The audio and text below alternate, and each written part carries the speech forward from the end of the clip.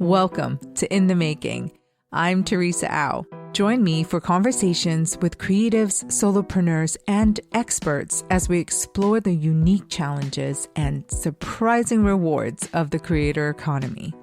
I am so thrilled to share this next bonus episode featuring two amazing individuals who I'm proud to call friends, both of whom are uber talented designers, business owners, and innovators. Check out this very special episode of The Future with Chris Do, hosted, of course, by the one and only superstar, founder and CEO of The Future, Chris Do. Chris was also our final guest on the very first season of In the Making last year, so this is extra meaningful to me personally. Chris sits down with graphic designer, solopreneur, podcaster, and Adobe Express ambassador, Liz Mosley. Chris and Liz, they dive into the story of how Chris once turned down Liz's invitation to be on her podcast and how that one no ended up steering Liz into this transformative new path that changed her thinking about rejection, resilience, and self-discovery that I believe you'll find incredibly inspirational and valuable. I am still in so much awe of Liz's story and her journey of rejection therapy. Here's Chris and Liz. Let's just jump into it. Okay. Set the stage for all of us and don't leave out any of the juicy details. Okay. Well, basically 2 years ago, I was at Adobe Max and I came past your stand and I bought your book. And I think that, that evening, I did the classic thing. I did an Instagram story. I shared the book that I'd bought. I tagged you in it. And at around the same time, you had been chatting with Lucy Werner, who is a friend of mine, and you had invited her to be on your podcast.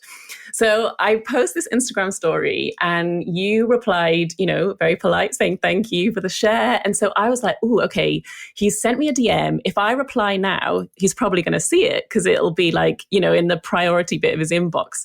So I thought on a whim and sort of emboldened by you just asking Lucy to be on your podcast, I was like, I'm going to invite him to be on my podcast. So I sent you a message and I was like, oh, hey, Chris, I've got this podcast. Would you be interested in being a guest? And so you messaged me back really quickly and said, how many downloads does it have? So I messaged you, told you the number of downloads, and you were like, oh, okay, it's a bit small for what I'm aiming for at the moment, but this is the kind of number. Get back to me, when you get to that point. And what a jerk, right? I mean, come on. No, but this is the thing that's what I find so funny about this story is it was actually like the nicest rejection really that I could have received because it wasn't a forever no. It was very polite. You explained your reasons why, like it was really good, but I still had all these like emotions about it. And I think that was what was so interesting to me. So my initial reaction was like embarrassment. Oh, I shouldn't have asked him. I think there was like a bit of shame, like, oh, who was I to ask Chris Do to be on my podcast? All of the kind of things that just come up automatically when you feel those sort of like raw emotions. Anyway, so I was like, it's fine. Again, it wasn't, and it's not even like it was a humiliating rejection. Nobody else knew that I DM'd you to ask you.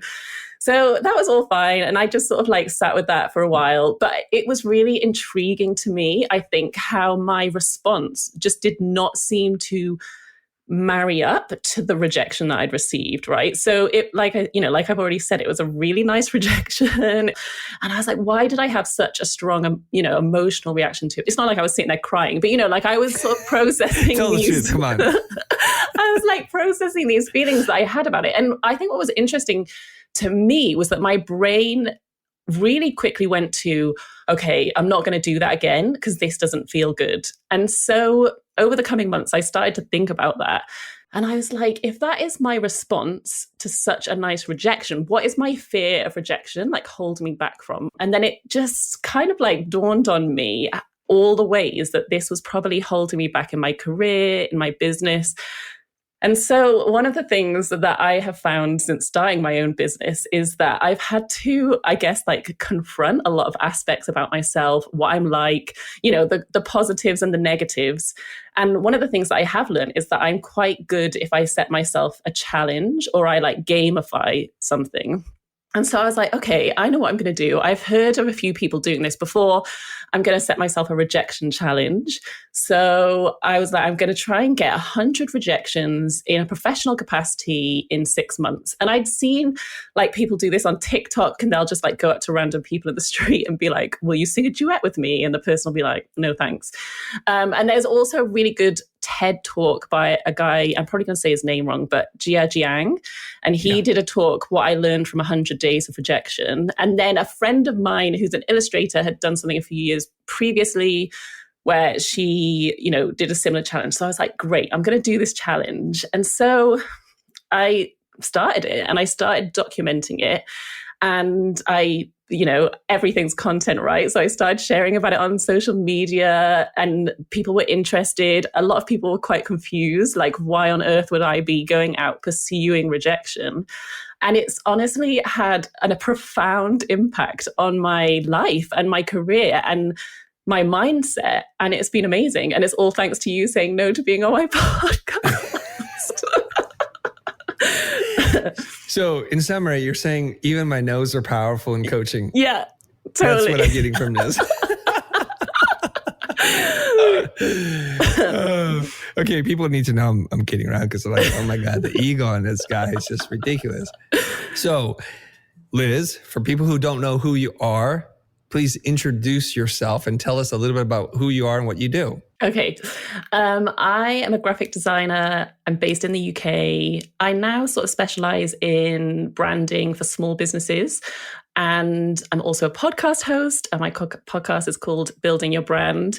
And I think everything that I currently do sits of the umbrella of helping small businesses with their branding and their marketing. So I also do a lot of partnering with Adobe, doing Adobe Lives, like educational content, that kind of thing. Okay. Not that I have to defend myself, but I'm just going to tell our audiences in case they're like, you know what? You freaking jerk, Chris. Why would you do this to people? Here's something you need to know. I used to say yes to almost every person who asked me to be on a podcast. And then I started to realize, I have no time for work. All I'm doing is doing podcast interviews. And different podcasters bring different levels of production, experience, and questions. And I was finding, my gosh, there's a lot of inexperienced people who are not going to produce a good podcast. I'm going to get all of 44 views. Is that a really good use of my time? One of the things I tell people about our mission to teach 1 billion people how to make a living doing what they love means I have to consistently think and act according to that really big mission. Am I going to reach 1 billion people, 42 people at a time? Probably not. But I love that there's a whole other side to the story. So many times in our lives, we meet people, we can say something that feels pretty inconsequential to us. And what we don't know is there's a whole nother universe of a story. And every once in a while, we're very fortunate to hear what happens on the other side. So I want to dive a little bit deeper with you about what you learned, this exact process of embracing rejection as a form of growing. So growth through rejection, who would subject themselves to that? So let's take it from there. One of the things that was really interesting to me was that the minute that I made the decision, my mindset shifted completely. And I wasn't expecting it to be that fast. So I basically set myself a time parameter of 6 months. I set a number that I wanted to reach. It was very much about pursuing things that I wanted to in my career. I did a bit of research before I started. I wanted to make sure that I had 100 of things that I wanted to pitch for, that I could actually keep this going. So I made a long list of things at that particular time. Like growing my podcast was a really big part of it for me. So a lot of them were getting sponsors for the podcast. I thought the sponsors were going to tip me over the edge easily. I thought I would fire out loads of emails and get loads of rejections. A lot of them was guests as well for the podcast. There was, speaking opportunities, awards I wanted to enter. So I made this really long list and was like, okay, I've definitely got enough to work with here. And then the next thing I started doing was trying to find who I needed to contact for all of those things. So that was like a big one. And I tried to batch the different activities. So, I made the list and then I started, before I even approached anyone, started to try find all the contact details almost like in one go. So I, at the time, had LinkedIn Premium. And I was like, perfect. This is going to help me find the names of the people that I need to contact. I'd heard someone talk about how you can often guess a person's email address. So if you know the company they work for and their name, then you can Google what the sort of naming convention, the email convention is of that company. And then I just started going for it. But I would spend a decent amount of time constructing what I thought was a really good pitch. Because I have a podcast, I get so many pitches for that. And they range from the absolutely incredible to the absolutely abysmal. And so I felt like I'd learned a lot about what I like in a pitch, and that really informed how I then pitch to others. But also sometimes I would just, quite like what I did with you, I would quite spontaneously pitch someone. So if an opportunity arose where I was like, okay, this is my moment, I've got to go for it now, I would quickly write a DM or quickly write an email while I was feeling inspired. I was emboldened effectively. Like I had this confidence that I didn't have before because I'd created myself a win-win situation, and I wasn't as afraid of the rejection anymore. And so maybe, maybe I came across less desperate or something, but I think that confidence impacted how I came across when I was pitching for things. So when you realize, when you went to the depths of the feelings that you had in terms of God, this sucks. Chris said no, and now what I'm doing with my life, I'm a total failure, abject, and then you're like, no, you know what? This didn't hurt that bad. So it's like you flicking the bullets away. They cannot do you harm anymore. So you're almost invincible now. Yeah. Most of the rejections that I had in this whole process have been either very polite and nice, or I've been ghosted. That doesn't actually bother me because, that's fine, one form of rejection. I did have one that was quite a rude response. And it was from someone, who I looked up to, someone that was very well known. Come on. No, I'm not dropping the name. I'm not dropping the name. I'll tell you later. Yeah, it rhymes with No, I'm not going to say it. In this one, I was like, I almost need to think of a hook that's going to get this guy to open my email in the first place. And so I mentioned the rejection challenge, and it turned out he thought it was a terrible idea and he didn't like the concept at all. And so his reply was just a bit snarky, really. And that one did hit me, right? That one did hurt. And this was very early on in the process. And it threw me a bit because then I was like, oh my goodness, this guy thinks that what I'm doing is terrible. Okay, maybe I've done the wrong thing. Maybe I shouldn't be doing, it started me questioning what I decided to do.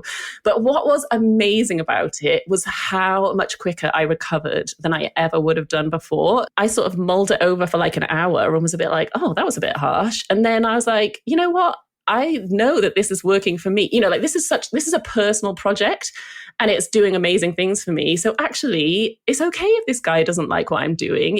That's not, although I'm a bit sort of gutted that he doesn't like the idea or he doesn't think it's a good thing to do, I'm okay. I'm fine. And what was really interesting to me and that I hadn't really considered is what the impact would be of sharing it. And the number of messages I've had from people saying, I saw you talking about your rejection challenge. It inspired me. I pitched for this and they said yes. And now it's happening. Thank you so much. And I think sometimes we underestimate, in the same way that you had no idea that your no, the impact and the ripples it had for me, I didn't realize what the ripples would be for other people, me sharing this process of what I was going through. And that was so encouraging and so amazing. And incredible stories, people pitching to speak at things that they never would have done normally. And I think what it made me realize is so much of us have this attitude of, I want to do my work and I want other people to notice it. And that's the only legitimate way of me getting opportunities. If other people notice how good I am and then get in touch with me. And I think, and this might be a cultural thing, I'm from the UK, the Brits have a particular way about them. But I just think there's this real reluctance to go out and ask for what we want and just say, this is what I want. Please, can I have it? And yes, sometimes people will be like, no. But sometimes people will say yes. And I think the other thing that's interesting is when they say no, it's usually not anything to do with me. So for example, I pitched to be on a podcast and it's actually, they've just had someone else on recently talking about that exact topic. Or like I'm maybe just not quite the right fit for their audience, but it doesn't mean that what I'm saying isn't good. And I think, that was another huge lesson for myself, is we start to allow rejections to to tell a story about ourselves. We construct this narrative in our heads. Well, so-and-so said no to this, so this must mean I am X, Y, Z. And again, like this whole process helped me to nip that in the bud so much earlier. Now I can just park it and move on to the next thing, because I've got this whole long list of things, that I'd love to do. And it's okay if they say no. We're saying, I'm here to accept no's. And on the off chance that it's not a no, this is a win for me. It comes across differently when I think you're less desperate for it, basically. 100%. Notice how, like, when you're a single person, no one wants to talk to you. No one. They're like, get away from me, creep, right? Or just because you smell of desperation, you reek of it, actually. And the minute you're in a relationship, people that you're attracted to is like, hey, so what's going on? It's like, wait, I'm not different. I'm the same scrub you gave 0 looks to before, 0 considerations. But all of a sudden now, and it was just like, oh my gosh. So you walk a little bit differently. You conduct yourself a little differently, and your language changes. So how does this relate to like business? Okay. So if you're a freelancer and your pipeline is full and you've got a healthy runway, you got money in the bank, all of a sudden you're going to be much more attractive. And it's not that you're literally doing something different, but your aura, your ethos, and how you move in the world changes, and people can sense that. I had made a list of podcasts I wanted to pitch for, and I am not particularly woo, but like they started pitching me to be on their podcast. And I was like, hang on a minute, you're on my list. Now I can't count you as a rejection because you've pitched me. But I was like, actually, this is amazing, because just by this process, I guess I was like more confident, more visible. They started to approach me. Like the whole thing has spiraled beyond what started. Wow. And eventually I had to stop. I had to really slow down pitching for things, because I couldn't keep up with actually delivering like what I had pitched for. But then I think, sort of coming back to your explanation at the beginning as to why you said no to me, I've had a bit of a lesson about it recently. The mindset shift for me also meant that last year I really said yes to a lot of things, because I was in this whole mode of like, getting out there, being visible, grabbing all the opportunities that have come my way. And then sort of at the start of this year, doing some reflection, I have realized that for that particular time, that was great. But now I think I need to be a lot more strategic about what I do. And so I need to be more focused in what I pitch for and what I say yes to. Because what I was finding, and it's very similar to what you described, it was like, oh, someone's asked me to give a talk in their membership. And then it's like, actually, 10 people saw this and I'm not sure what impact it had for my business. And again, like, I don't want to sound like a jerk, but it's just like, we've only got a certain number of hours a day. And so I was like, okay, well, now I'm going to take what I've learned from that process and I'm going to refine it, and I'm going to be more strategic this year. And yes, I take the mindset shift and I'm going to go and ask for what I want, but I'm going to be more selective about what I ask for. And so I think that's been the like next level of the learning process for me. Okay. I want you all, wherever you're listening to this podcast, to imagine the soundtrack from The Lion King, The Circle of Life. For copyright reasons, I can't use it, but I want you to imagine the monkey who holds up like little Simba, yeah. The Circle of Life, like how the cub Liz has come full circle on this. Like first being on the other end of a soft rejection, a very gentle rejection, I believe. And now coming around like she's the one rejecting people now, saying, yeah, I just can't really do that. And I hope you understand. And so this is like two mirrors looking at each other where it's like goes into infinity. If we cross paths, the universe will explode. We just can't do that, right? Okay, now, I just want to point out something. That one moment, according to the letter that you wrote, was the catalyst for a lot of things happening. You're able to embrace this new mindset. You became much stronger, more resilient. You didn't let the idea of rejection overwhelm you with fear and stop you from moving forward. You're able to get sponsors, which I haven't been able to do. You got amazing guests to come on your podcast. And look, you survived. Yeah. You survived. So, all I want to say to you at this point is you're welcome. Thank you. No, but seriously. And that's the thing. When I pitched, I found the form on your website and I was like, you know what? I'm going to pitch to be on his podcast because I was like, this would be such a nice full circle ending to the story. When I was writing the pitch to be on your podcast, it just made me realize how that one blip of a moment from someone else can be the catalyst or something. And you had no idea until I wrote the email and sent the pitch in. And I just think that's so cool. But this is not the end of the story. I'm telling you right now, because now you're on the podcast and then 10, 20,000 people will listen to this and it'll create a new timeline. So you'll have a new story to tell. So a couple of things about being on your podcast. First, it taught me another good lesson because I pitched for it in August and I didn't hear from your podcast producer until December. And actually, that was another big lesson for me. It was sometimes you just have to be patient. So I hate to point out something to you. Uh-oh. Yeah, I know. You failed.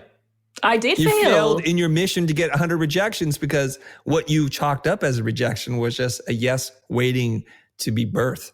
Yeah. So you're an absolute failure. I want you to process that. I'm an absolute failure. Yes, but you know what? I'm okay with it because the whole point of this wasn't actually about completing the challenge. It was about the exposure therapy of getting rejections, which I have had. And I've move through those emotions and I've processed them. And also, there was always the hope that through doing this, I was going to get yeses as well, which I did. And so I was going to be a winner, whatever happened, basically. Yeah. Okay. Liz, thank you for sharing your story. It's been awesome having you as a guest. Yeah. Thank you so much for having me. It's been great chatting to you. Thank you so much. Thank you for listening to this special bonus episode of In the Making, featuring Chris Do talking to Liz Mosley about her rejection challenge. I just love it when things come full circle. Liz went from Chris turning down an appearance on her podcast to Chris inviting her onto his podcast. I hope you found it incredibly useful and inspiring. And now here are some of my key takeaways that you can apply to your own life. 1. Liz realized she needed to desensitize herself to rejection, drawing on the ideas of Jia Jiang. Facing your fears is a great strategy. 2. Once Liz set her goal on receiving 100 rejections, she unexpectedly started to project confidence. Turning her challenge into a game and accepting failure as part of that process lowered the stakes and helped her relax. 3. As Chris said it at the beginning and Liz says it at the end, eventually you won't be able to say yes to everything, and that is a good thing. Focusing on the opportunities that align with your goals saves you time and energy. Thank you again to Chris Do. Check out his podcast, The Future with Chris Do, plus thefuture.com for content, community, and coaching for designers. And thank you so much to Liz Mosley. Her podcast is called Building Your Brand, and it's great for small business owners. Thanks for listening to In the Making, brought to you by Adobe Express, the all-in-one content creation app included in your Creative Cloud membership. If you like this episode, be sure to leave us a rating and a review, and subscribe in your favorite podcast app. I'm Teresa Au, and I'll see you next time.